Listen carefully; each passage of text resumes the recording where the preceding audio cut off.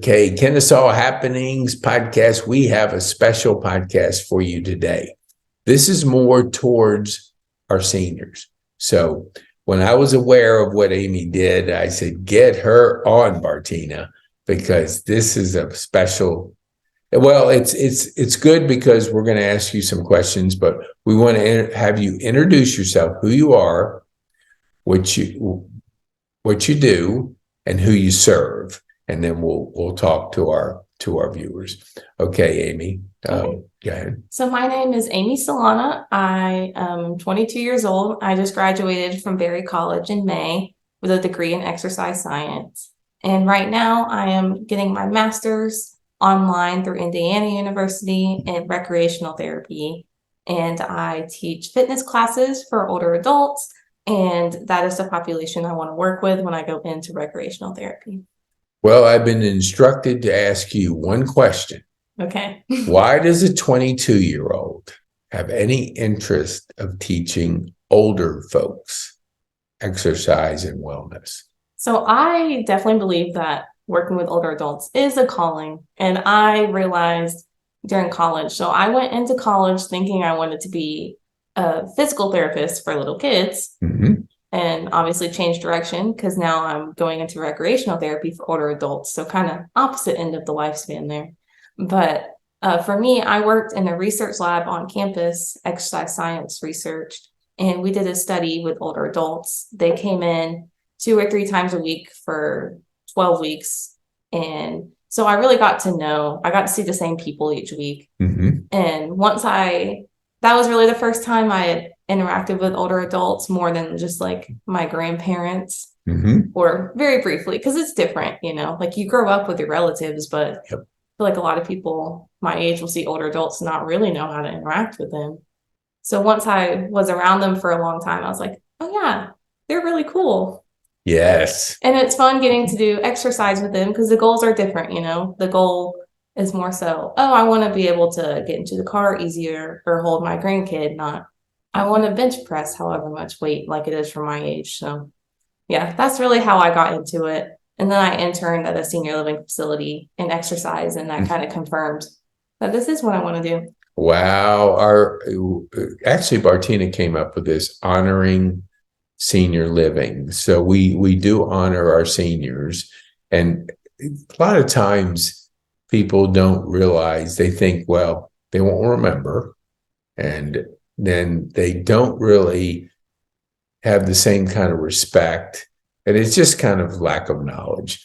So what would you say, and I know I've heard a few things. So what are some of the advantages of really focusing on exercise and wellness as we get older? Let's say for our over 65 crowd.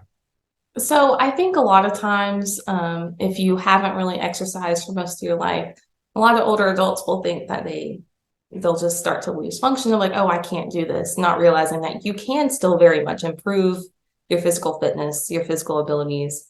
And so I think I heard that the more you move, the longer you'll move. Ooh. Yeah. So the more you stay active, if you don't use the muscles, you're going to lose them, and you can still build strength. But I think the really big purpose of exercise, once you're an older adult, so that 65 and up age, is really just to prolong and maintain your function. Mm-hmm.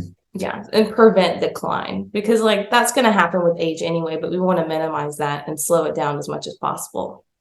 That's a good point. I love it when you talk about, the movement, and we tend to think a little differently as we get older. Our grandkids become our treasure. I heard somebody say, okay, we raised our kids. That was the hard work. Now it's God's way of blessing us with grandkids. So if as a senior adult, we want to be able to get out on our hands and knees and play with our grandkids, depending on the age, and be active enough that we're not restricted. So what would you like? So you're in a class with seniors. What are you trying to get them to focus on? So it really depends on the class. I do a lot of my specialty, I guess, is in more of the seated classes. So I do a class called Sittercise, is what we call it. But we do like weights and we do resistance bands and we do lots of exercises and stretching, but it's all sitting down.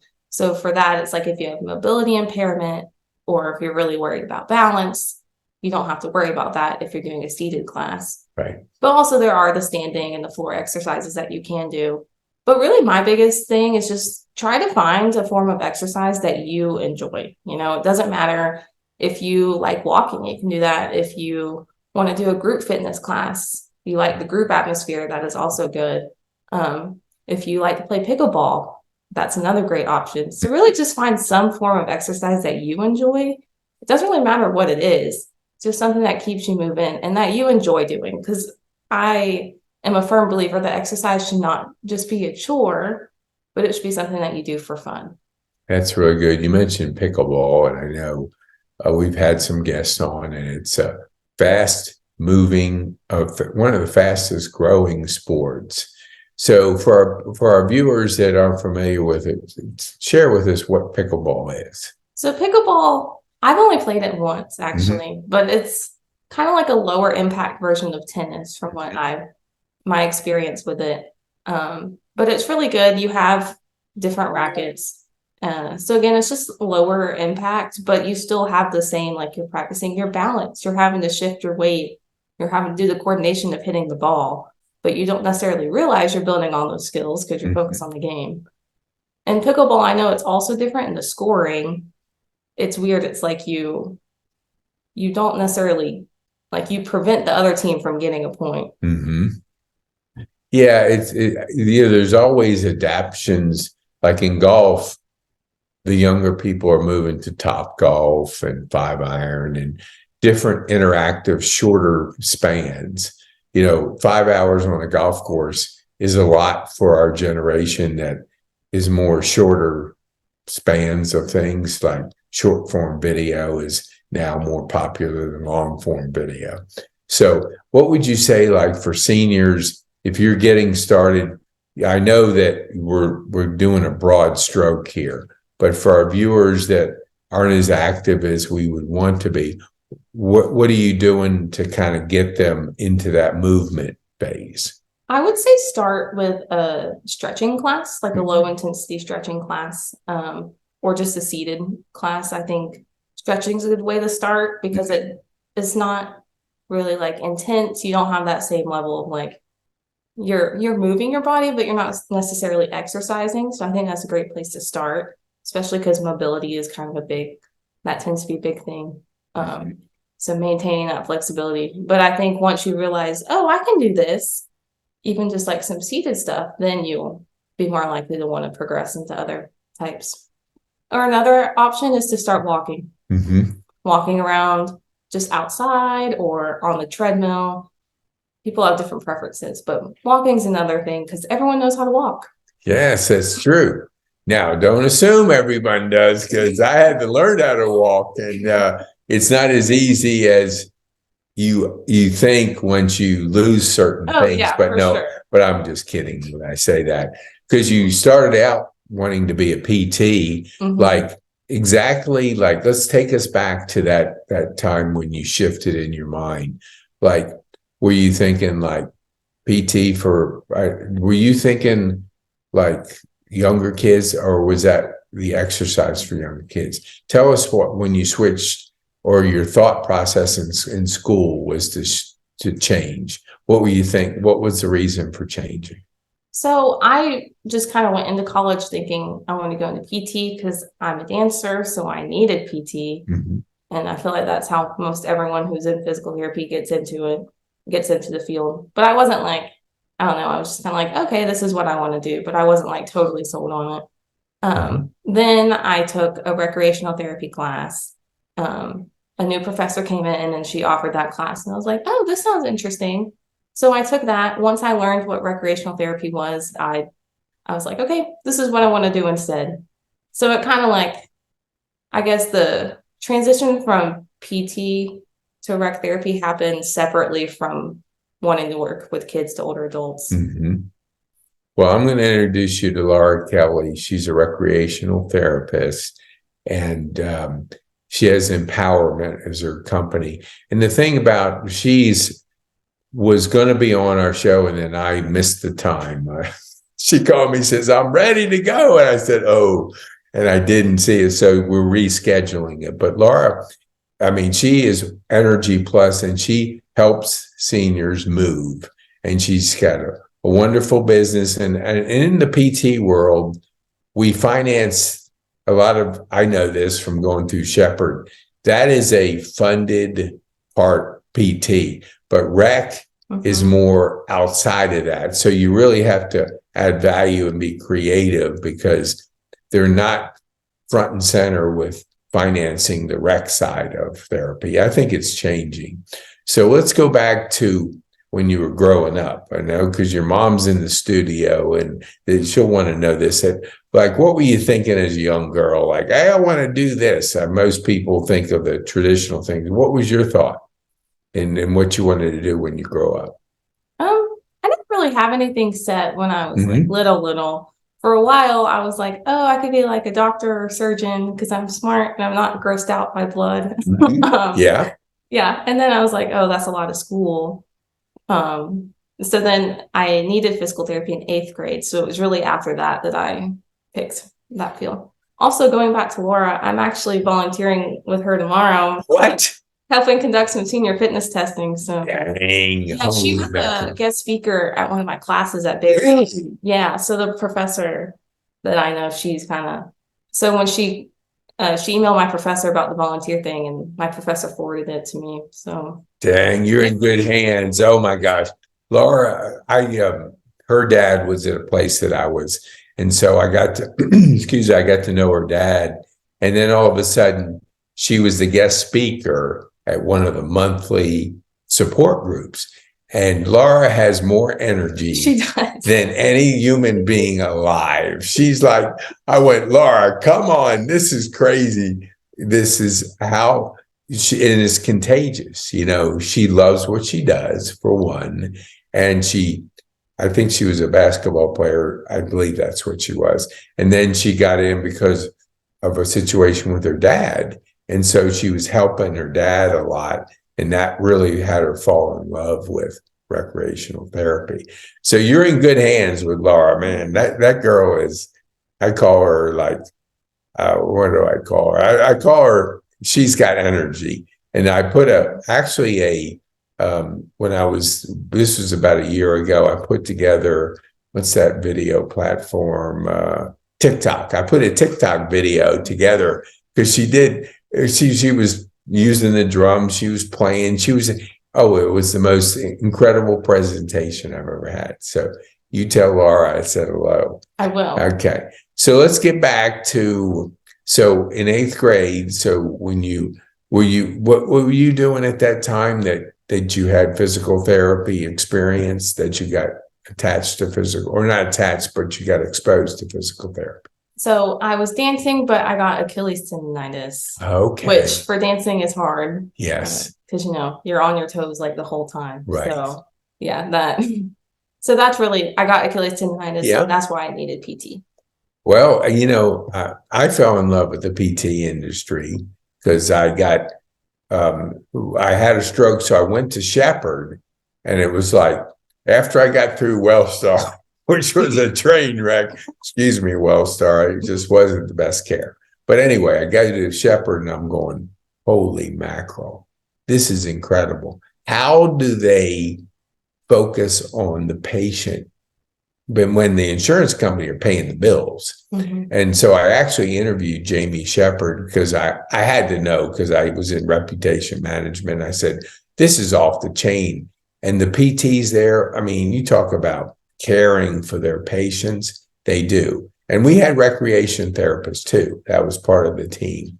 So that kind of introduced you to it, and then it evolved. So let's talk about so your next steps are to get kind of into a role, because you're getting your master's. Well, that's good. Well, why did you decide to do that? So for rec therapy, you don't actually need a master's degree. You can get an undergrad degree, just your bachelor's in recreational therapy. Right. And then it's actually a certification And so like you get your degree, you do a full-time internship, and then you can sit for the exam. But since there's actually no rec therapy programs in Georgia at the moment, Mm-hmm. and I didn't learn about it till my junior year. So at that point, I was like, okay, I'm just going to stay with exercise science because I do think it's useful working with a senior adult population. Yes. And especially making sure you exercise safely because there's different considerations than working with my age. So I was like, okay, I'm going to stick that out. And then, so for me, that's why I'm getting my master's. So I can get all the coursework I need. And then I'll do my internship and then sit for the exam. That is awesome. If I remember correctly, I'm thinking that when I had Laura speak at my support group, and we didn't have anybody there, but she was ready.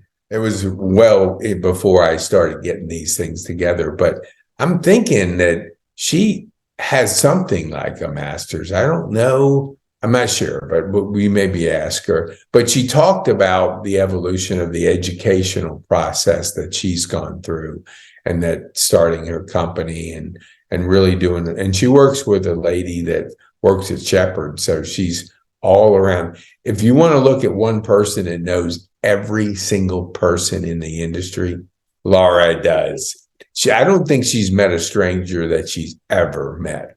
That lady is so outgoing and so friendly that I'm so psyched that you'll be working with her, or at least volunteering with her. That's good. So as I know you got a busy schedule and we have to respect our guest time. So like, do you have anybody, well, I know Laura, but anybody that you can think of in your travels that would be a good guest for our show? And you don't even have to answer it today. Okay. That's kind of one of those things. I always ask it and people go, well, why didn't you tell me ahead of time? I could have thought it. But through your mom, who put this shirt together, see this? Yeah. Shine brighter. This is Bartina's idea, and this is your mom, Lisa. I could turn around, but it might be hard. On the back, it says something, so I wear it out there in the community. I've had it 3 days, and I have had so much fun with it, conversation wise. People go, podcast, what is that? What is that? I said, and then I turn around, and then that leads to some more conversation. So Lisa's right over there in the studio. Thank you. We appreciate it. She put it together, a really cool shirt. So let's get back to our, we always ask our guests, like, what would you want our viewers to take away? What would be, I know you talked about the movement, but that was awesome. And I'll have to ask you again and write it down. But, what would you like our viewers to take away from today? My biggest thing is just that I want you to be encouraged that you are capable of more than you think you are. Mm-hmm. You are, even at an older age, you are still capable of improving and reaching your goals, even if it might look different than it would have 20 years ago. But you are capable of more than you think you are. So I encourage you to just try to find some sort of movement that you like. It can be adapted to your level. So yeah, just try to find some movement that you enjoy. Mm-hmm. And yeah, that's my biggest thing. But I do have one plug. Yeah.